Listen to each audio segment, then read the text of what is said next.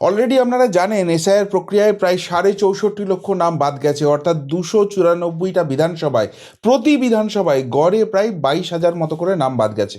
কিন্তু যে 1.5 কোটি হিয়ারিং হয়েছে সেখানে খুব কম করে হলেও প্রতি বিধানসভায় এখনও 10,000 করে ঘাপলা কেস ঢুকিয়ে রেখে দেওয়া হয়েছে।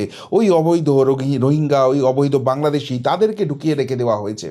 এবং সেই জন্যই দিদিমণি এত চিৎকার চেঁচামেচি করছে। এই ইয়ারোকে ম্যানেজ করে এদের ডকুমেন্ট আপলোড না হলেও এদেরকে সমস্ত ওকে করে দেওয়া হচ্ছিল, কিন্তু রোল অবজারভাররা সেটা ধরে ফেলেছে। আর তার ফলে যেটা হয়েছে, এখন যখন বুঝে গেছে মাইক্রো অবজারভারদের সরানো যাবে না, সেই মাইক্রো অবজারভারদেরও ম্যানেজ করার চেষ্টা হচ্ছে, কিন্তু নির্বাচন কমিশন সেটা ধরে ফেলেছে। সেই গাফিলতি ধরে ফেলার জন্য যে 21 তারিখ অবধি স্ক্রুটিনি হওয়ার কথা ছিল এবং 28শে ফেব্রুয়ারি ফাইনাল লিস্ট বেরোনোর কথা ছিল, যেদিকে গতি প্রকৃতি এগোচ্ছে তাতে সময় আরও লাগতে পারে এসআইআর প্রক্রিয়া কমপ্লিট করতে, এবং তার ফলে 28শে ফেব্রুয়ারি ফাইনাল লিস্ট প্রকাশিত না হওয়ার সম্ভাবনাই সব থেকে বেশি। তার ফলে ভোট আরও পিছিয়ে যেতে পারে এবং শেষ পর্যন্ত রাষ্ট্রপতি শাসনে ভোট হতে পারে, সেই সম্ভাবনা কিন্তু ক্রমশ উজ্জ্বল হয়ে উঠছে। আপনাদের এক এক করে আজকে তথ্যগুলো দেখায়, তাহলে আপনাদের সামনে পুরো পিকচারটা ক্লিয়ার হয়ে যাবে। দেখতেই পাচ্ছেন প্রযুক্তিগত জটিলতা অব্যাহত, ফের চূড়ান্ত ভোটার তালিকা প্রকাশ পিছোতে পারে কমিশন। অর্থাৎ যে কথাটা বলছিলাম 28শে ফেব্রুয়ারির মধ্যে ফাইনাল লিস্ট বেরোচ্ছে না, সেটা কিন্তু মিডিয়া রিপোর্টও করছে। কিন্তু যে প্রযুক্তিগত জটিলতা বলা হচ্ছে সেটা কি সত্যিই প্রযুক্তিগত জটিলতা? না, আসলে যেটা করা হয়েছে সেটা হচ্ছে প্রায় 1,15,000 ফর্ম যাদেরকে হিয়ারিংয়ে ডাকা হয়েছিল তাদের ডেটাটা আপলোড করা হয়নি। কেন আপলোড করা হয়নি? কেননা এই ডেটাটা একদম শেষ মুহূর্তে, শেষ লগ্নে আপলোড করার জন্য রেখে দেওয়া হয়েছিল, যাতে করে ওই গুপিবাজিটা শেষ মুহূর্তে আসবে, তড়িঘড়িতে সেটাকে ভেরিফাই করার সময় পাওয়া যাবে না, আর এগুলোকে সব পাস করিয়ে দেওয়া হবে, সেই প্ল্যানটা ছিল। কিন্তু মুশকিল যেটা হয়েছে, শেষ মুহূর্তে সকলে যখন আপলোড করতে গেছে, 14 তারিখ লাস্ট ডেট ছিল, 14 তারিখ 3টের পর থেকে সকলে যখন এই ডেটাগুলো আপলোড করতে শুরু করেছে, যারা এটাকে পেন্ডিং রেখে দিয়েছিল, সার্ভারের উপর এত চাপ পড়ে যে সেটা হ্যাং করে যায় এবং পরবর্তীকালে দেখা যায় যে টাইম পেরিয়ে গেছে, সুতরাং লগ ইনটাকে ডিসেবল করে দিয়েছে ইলেকশন কমিশন। ফলে যে হিয়ারিং হয়েছে সেখানে 1,15,000, সংখ্যাটা এক্স্যাক্টলি হচ্ছে 1,14,772টা, তাদের কিন্তু ডকুমেন্ট আপলোড করা যায়নি। তাহলে তাদের ক্ষেত্রে কি হবে? তাদের ক্ষেত্রে যেটা হবে, হয়তো পরবর্তীকালে আপলোড করার আবার সময় দেওয়া হতে পারে, কিন্তু কারা কারা এই জায়গাটা পেন্ডিং রেখেছিল, কোন ইয়ারও এই কাজটা পেন্ডিং রেখেছিল, সেইটা কিন্তু বেশ ভালোভাবে চেক করা হবে। এবং সেখানে যদি সত্যিই দেখা যায় যে এগুলো গাফিলতি আছে, এগুলো ওই অবৈধ রোহিঙ্গা বাংলাদেশি এবং সেই জন্য ইচ্ছা করে এগুলোকে চেপে রাখা হয়েছিল, তাহলে সেই সব ইয়ারোর কপালে কিন্তু দুঃখ আছে। কিন্তু আলটিমেটলি যেটা হচ্ছে, এই 1,14,000 যদি পেন্ডিং থাকে, তাহলে ওই ফাইনাল লিস্টটা এখনও পাবলিশ করা যাবে না, সুতরাং শুনানিটা পেরিয়ে যাচ্ছে।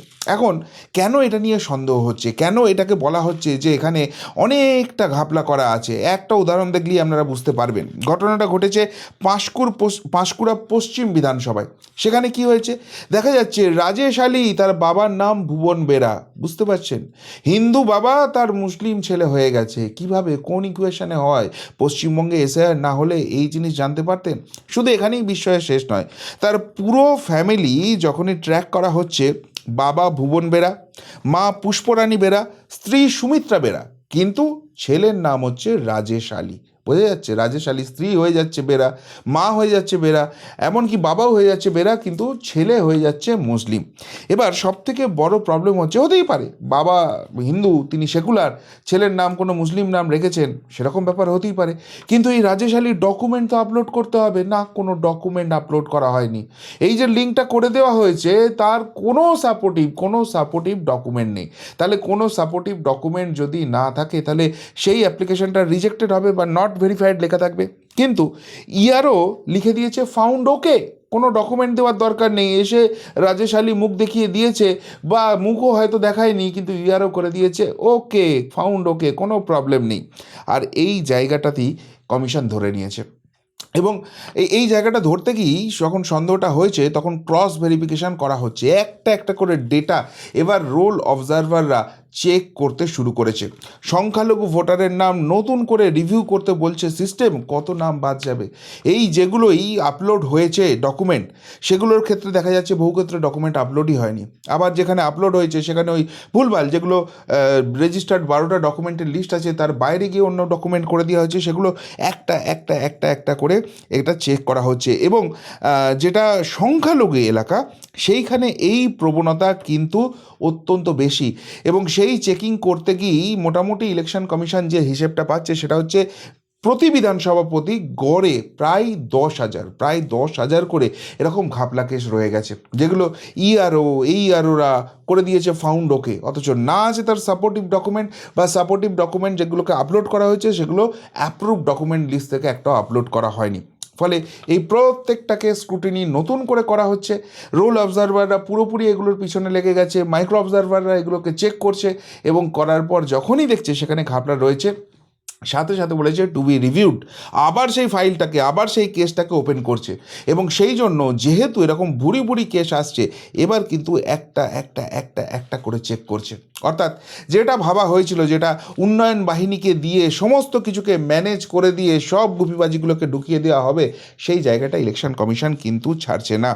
আর যেহেতু এই স্ক্রুটিনিটা অনেক বেশিভাবে করতে হচ্ছে, ফলে ইলেকশন কমিশন সূত্রেই যেটা খবর পাচ্ছে যে সুপ্রিম কোর্ট যে গাইডলাইন দিয়েছিল সেই অনুযায়ী আর 2-3 দিনের মধ্যেই শেষ হয়ে যাবে। 21শে ফেব্রুয়ারি স্ক্রুটিনির লাস্ট ডেট। তারপর ওই বিধানসভার যে বুথগুলো রয়েছে কতগুলো কি ফাইনাল হলো না হলো, মার্জিং হবে, স্প্লিট হবে, এই সব করে ফাইনালি 28 তারিখ বেরোনোর কথা ছিল। কিন্তু এই রকম যদি ঘাপলাবাজি হয়ে থাকে তাহলে সেক্ষেত্রে 21 তারিখের মধ্যে স্ক্রুটিনি করা সম্ভব হবে না, সেক্ষেত্রে ডেট এক্সটেন্ড করতে হতে পারে। আর ডেট যদি সেক্ষেত্রে এক্সটেন্ড হয় ফাইনাল লিস্ট প্রকাশের ডেটটাও কিন্তু পিছিয়ে যাবে। এখন যেহেতু এই জায়গাটা তৈরি হয়ে গেছে, ফলে এবার রোল অবজারভার, স্পেশাল অবজারভার এদের উপর চাপ সৃষ্টি করার চেষ্টা করা হচ্ছে।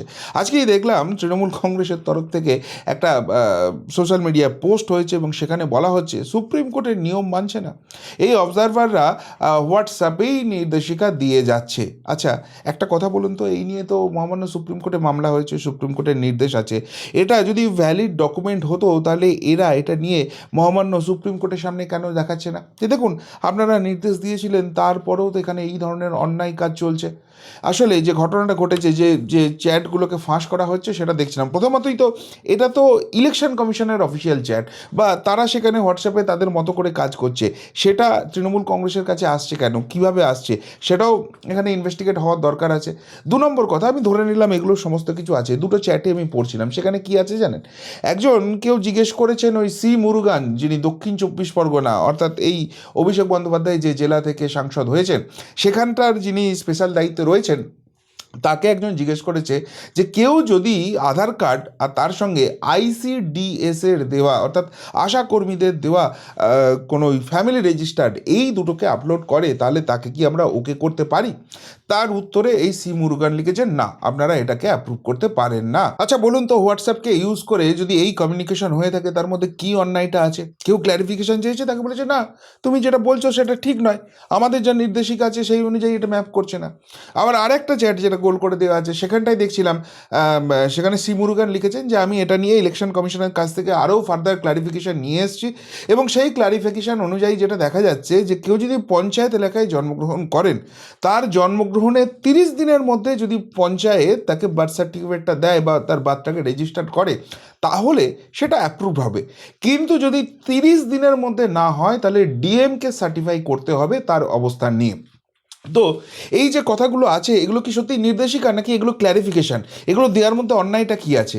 আসলে এইগুলো দেখিয়ে চাপ সৃষ্টি করার চেষ্টা করা হচ্ছে রোল অবজারভারদের উপর, মাইক্রো অবজারভারদের উপর। দেখো তোমাদের উপর আমরা এই চাপটা দিচ্ছি, তোমরা এত কিছু ভেরিফাই করো না, তোমাদেরকে আমরা দেখে নেবো, কোর্টে গিয়ে যাব। আরে কোর্টে যান না, এইসব যদি তথ্য প্রমাণ ভ্যালিড ডকুমেন্ট হয় কোর্টে যান, এইভাবে বাজার গরম করার তো কোনো দরকার নেই। শুধুমাত্র তাই নয়, আপনাদের আরেকটা জিনিসও দেখায় যেখান থেকে আপনারা বুঝতে পারবেন কীভাবে চাপটা সৃষ্টি করছে। বলছে কমিশনের সাসপেন্ড করা 7 আধিকারিকের কেউ চাকরিচ্যুত হবেন না, ভোটের বাইরে কাজ করবেন জানিয়ে দিলেন মমতা। কেন এখানে যখন ইলেকশন কমিশন 7 জনের বিরুদ্ধে সাসপেনশনের নিয়ে এসছে বা ওই 4 জনের বিরুদ্ধে এফআইআর হয়েছে, যদি এরা ধোয়া তুলসী পাতা হয়, তাহলে আবারও বলছি মহামান্য সুপ্রিম কোর্টের দরজা খোলা আছে যে দেখুন এখানে ইলেকশন কমিশন গা জুয়ারি কাজ করছে, তারা আইন মোতাবেক কাজ করছে না, জোর করে এরা আমাদের যারা আধিকারিক আছে তাদেরকে এই ধরনের সাসপেনশন করছে, তাদের নামে এফআইআর করাচ্ছে, এই সমস্ত তারা তথ্য প্রমাণ দিতে পারেন, কিন্তু সেটা না করে বাজার গরম করছেন যে তাদেরকে ভোটের কাজে ব্যবহার করব না। তাহলে ভোটের কাজে যখন ব্যবহার করব না, তার মানে তিনি স্বীকার করে নিচ্ছেন যে এরা অন্যায় করেছে। আসলে এই আধিকারিকদের ব্যবহার করে এত অন্যায় করানো হয়েছে যে ইলেকশন কমিশনের হাতে ভুরি ভুরি প্রমাণ আছে এদের বিরুদ্ধে কঠিনতম পদক্ষেপ নেওয়ার। সাসপেনশন হয়েছে, এফআইআর হয়েছে, এবার জেল হবে, জেল গেলে চাকরিটা যাবে। আর এইটা জানার পরই, এটা বোঝার পরই, যতই দিদিমণি ডায়লগ দিয়ে থাকুন না কেন যে কারোর একটা চাকরি যেতে দেব না, সবাইকে বুক দিয়ে রক্ষা করব, পারবেন না তিনি। আইনের আওতায় থেকে এদেরকে জেলে যেতেই হবে, সেই জায়গাটা স্পষ্ট হয়ে যাচ্ছে। ফলে প্রশাসনের মধ্যে একটা আতঙ্কের জায়গা তৈরি হয়ে গেছে। তারা বলছে যে আমরা সারেন্ডার করে দিচ্ছি, আমরা বলে দিচ্ছি কাদের নির্দেশে এই অন্যায়গুলো আমাদের করতে হয়েছে। এবং অনেকে তো বলছে আমরা এখন নিউট্রাল হয়ে যাচ্ছি, ভাই আমরা এসবের মধ্যে ঝুটঝামেলার মধ্যে যাব না, তাতে যা হবে হোক, এখানে হলে তো জেল, চাকরি যাওয়া, সমস্ত কিছু নিশ্চিত হয়ে যাচ্ছে। আর সেটা যদি হয় তাহলে ওই 2 নম্বরিটা করা যাবে না। সেই জন্য এই বার্তা দেওয়ার চেষ্টা করা হচ্ছে। কেন এই ধরনের বার্তা দেওয়া হচ্ছে, কেন কোর্টে যাচ্ছে না, সেই প্রশ্নটাই কিন্তু বারবার বারবার বারবার উঠে আসছে। এবার এইসবের মাঝখান থেকে আরেকটা মজার জিনিস উঠে এসছে। অবশেষে সেই 4 আধিকারিকের বিরুদ্ধে এফআইআর নবান্নের কমিশনের দেওয়া সময়সীমার মধ্যেই কার্যকর হলো নির্দেশ। দেখুন এরা যদি ধোয়া তুলসী পাতা হতো, 6 মাস ধরে এদেরকে ঝুলিয়ে রাখলো, কিন্তু শেষ পর্যন্ত এফআইআরটা তো নবান্নই করতে বাধ্য হলো। আপনারা বলছিলেন না যে তো কমিশন কাগজে বাঘ, ওদের দ্বারা কিছু হবে না, যা করার এরা তো বুক চিতিয়ে করে যাচ্ছে। পারলো কি? সময় লাগলো, কিন্তু এফআইআরটা শেষ অবধি হলো।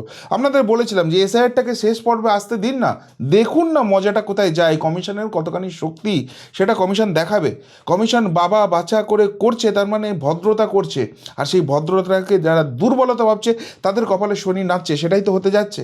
সুতরাং এই যে সমস্ত কিছু যে প্রসিডিওরটা হচ্ছে, সেই জায়গা থেকে একটা বার্তা চলে গেছে প্রশাসনের কাছে, অন্যায় করলে ভাই কারোর কাছে কোনো ছাড় নেই। আর সেই জন্য তাদেরকে বার্তা দেওয়ার জন্যই কি এই কাজগুলো করতে হচ্ছে শাসক দলকে, সেই প্রশ্নটা কিন্তু উঠতে শুরু করেছে। এর পাশাপাশি আরেকটা মজার জিনিস গতকাল হয়েছে, সেটা হচ্ছে আপনারা জানেন এই যারা এইআরও আছে, এদের কাজটা সঠিকভাবে হচ্ছে কি না সেটা পর্যবেক্ষণে রাখা এবং তাদেরকে সাহায্য করার জন্য মাইক্রো অবজারভারকে নিয়োগ করা হয়েছিল। এই মাইক্রো অবজারভাররা হচ্ছে সকলেই সেন্ট্রালের কর্মী, অর্থাৎ তারা কেন্দ্রীয় সংস্থায় কাজ করেন, কেউ কেউ ব্যাংকে কাজ করেন, তাদেরকে নিয়ে আসা হয়েছিল। তো সেই রকম 3 জন মাইক্রো অবজারভারকেও বরখাস্ত করা হয়েছে নির্বাচন কমিশনের কোপে তারা পড়েছে। কেন? তারা কর্তব্যে গাফিলতি করছিল। এখন দুটো কারণ হতে পারে, এক হচ্ছে ওই মালগুলো তোলামূল, তারাও ভেতরে ভেতরে সাপোর্ট করে, সেই জন্য ভাবছিল যে ডুবে যাবে তো দিদিমণি, একটু পিছন থেকে কারচুপি কিছু করে দিই, কিংবা এরা পারচেসড হয়ে গেছে, কম্প্রোমাইজড হয়ে গেছে, যে কোনো একটা জায়গা হয়েছে। কিন্তু নির্বাচন কমিশন একটা জায়গা স্পষ্ট করে দিয়েছে, ভাই তুমি ইআরও হও, এইআরও হও, বিএলও হও, মাইক্রো অবজারভার হও, আমি, তুমি, আমরা, তোমরা, ওইসবের কোনো ব্যাপার নেই। কর্তব্যে যদি গাফিলতি করো তার চরম খেসারত তোমাকে দিতে হবে, কাউকে রেয়াত করা হবে না। আর 2 নম্বর আরেকটা জায়গাও স্পষ্ট হয়ে গেছে, মহামান্য সুপ্রিম কোর্টে ছুটে গিয়ে এরা খুব বড় বড় বাতেলা করেছিল, মাইক্রো অবজারভারকে রিমুভ করুন, আমরা অফিসার দিয়ে দিচ্ছি, সেখানে গ্রুপ বির বদলে গ্রুপ সি দিয়েছে, গ্রুপ ডি দিয়েছে, আর্ধেকের নামে তো বায়োডাটাই পাঠায়নি, অনেক কিছু করেছে। কেননা এরা বুঝে গেছে যে আমাদের হাতে সেই স্টাফটাও নেই, আর দিলেও এই মুহূর্তে গিয়ে মাইক্রো অবজারভারদের আর রিপ্লেস করা সম্ভব হবে না, মহামান্য সুপ্রিম কোর্ট সেটা বলে দিয়েছে। ফলে এবার মাইক্রো অবজারভারদের পারচেস করার চেষ্টা করা হচ্ছে, কিন্তু সেটা করেও লাভ হবে না, সেখানেও নির্বাচন কমিশন কিন্তু নজরদারি রেখেছে। অর্থাৎ ওই ঘুঘুর বাসাটি হতে দেব না, সর্ষের মধ্যে ভূত ঢুকতে দেব না, তার জন্য যা সময় লাগবে লাগুক, কিন্তু এসআইআর প্রসেসটা সঠিকভাবেই হবে। এবং কোনো রকম যে কোনো চাপে নেই নির্বাচন কমিশন, এইসব করে নির্বাচন কমিশনের উপর কোনো চাপ সৃষ্টি করা যাবে না, সেই জায়গাটা তারা স্পষ্ট করে দিচ্ছে। কেননা এবার আরেকটা কাজও তারা করে দিয়েছে, সেটা হচ্ছে নির্বাচন ঘোষণা তো এখন অনেক বাকি আছে, কবে হবে কেউ কিছুই বলতে পারছে না, কিন্তু মার্চের গোড়া থেকেই নাকি 100 কোম্পানি কেন্দ্রীয় বাহিনী চলে আসছে। কেন চলে আসছে না, যেগুলো স্পর্শকাতর এলাকা, সেখানে এরা টহলদারি শুরু করবে।